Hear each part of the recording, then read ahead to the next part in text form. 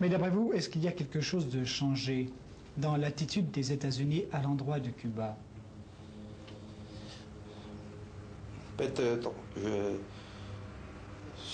Je vous dis que c'est difficile à vous répondre directement.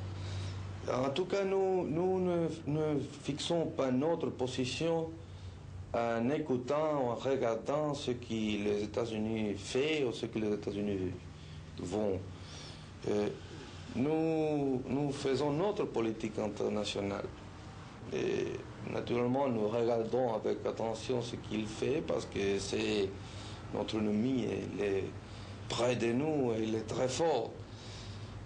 Aujourd'hui, dans ces derniers jours, il y a quelques voix américains, on les connaît, le sénateur Fulbright, par exemple, qui a parlé un langage absolument différent. Mais immédiatement, M. Arus, M. Thomas Mann ont parlé dans le langage habituel. Et nous ne pouvons pas savoir si vraiment l'attitude de Fulbright, par exemple, correspond à un changement de la position des États-Unis ou seulement est une voie isolée. Est-ce que le blocus économique imposé par les États-Unis a affecté la vie à Cuba? Oui, il a fait changer, en premier lieu, il a fait changer absolument toute la vie de Cuba. Nous avons changé notre source de ravitaillement qui se sont déplacés vers l'Europe, surtout vers les pays socialistes. Et nous avons changé toute notre vie, même les articles de luxe, les articles de consommation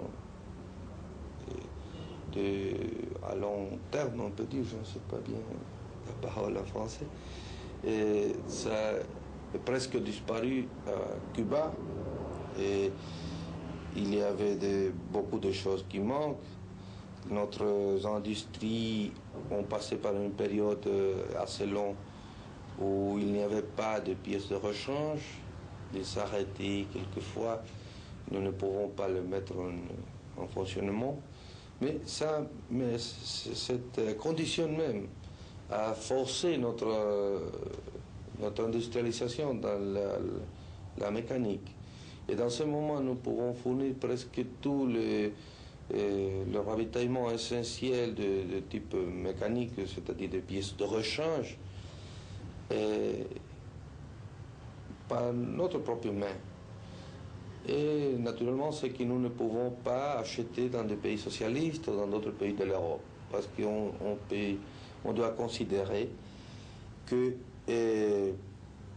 Cuba est un pays où presque toute l'industrie, toute la technique, toute la technologie dépendait des États-Unis et des usines des États-Unis.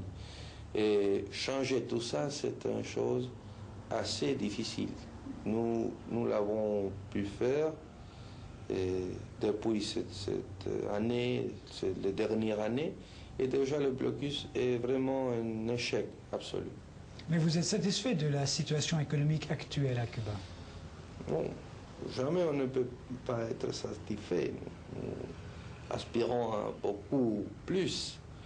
Mais l'année passée a été l'année plus basse, surtout dans la première partie de l'année, où l'économie était dans le moment le plus bas. Et depuis ce moment, nous avons commencé à croître notre industrie, notre agriculture. Et ça, c'est on peut dire, la direction générale qui suit l'économie. C'est-à-dire un améliorement progressif, soutenu, ne pas une chose merveilleuse, malheureusement, mais chaque jour, on peut voir concrètement les choses qui nous faisons. Et ça, c'est encourageant pour le peuple.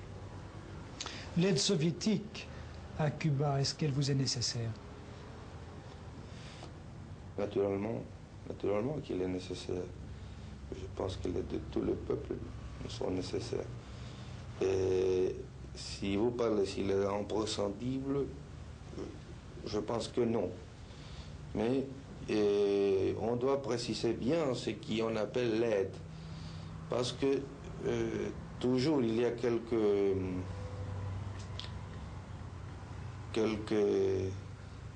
on se dit erreurs. Erreurs, tromperies. Oui. Et pour exemple, les Américains parlent de l'aide soviétique en considérant le commerce. Et nous avons un très fort commerce qui est sur une base bilatérale d'une partie de l'autre. Ça n'est pas l'aide. L'aide soviétique est quelques accords à long terme, par exemple l'accord pour la canne à sucre et les accords pour donner des entreprises industrielles complètes avec des crédits à long terme.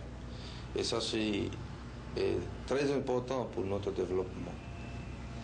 Et je dis l'Union soviétique, vous m'avez demandé, ou je ne sais pas si vous avez demandé l'Union soviétique exactement, le pays socialiste, non, mais c'est avec tous les pays socialistes que nous avons ce type de relation. Mais est-ce qu'il y a encore des soldats soviétiques à Cuba? Nous disons techniciens. Il y a, oui. Ils vous sont nécessaires? Ils sont notre professeur dans quelques domaines. Dans quel domaine? Dans le domaine de la technique supérieure de la défense. Nous avons fait tomber U-2. Ça seulement l'a fait l'Union soviétique, la Chine et nous. Et naturellement, c'est une technique très, très difficile. Nous ne les dominons pas jusqu'à ce moment.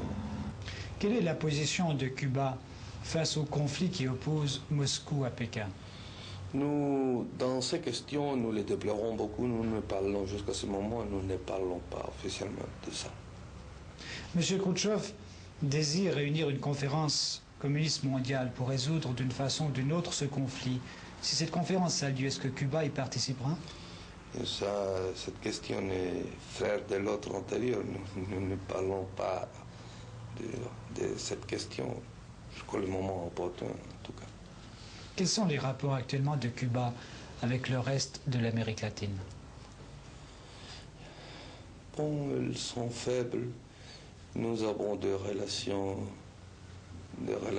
diplomatiques avec 5 pays.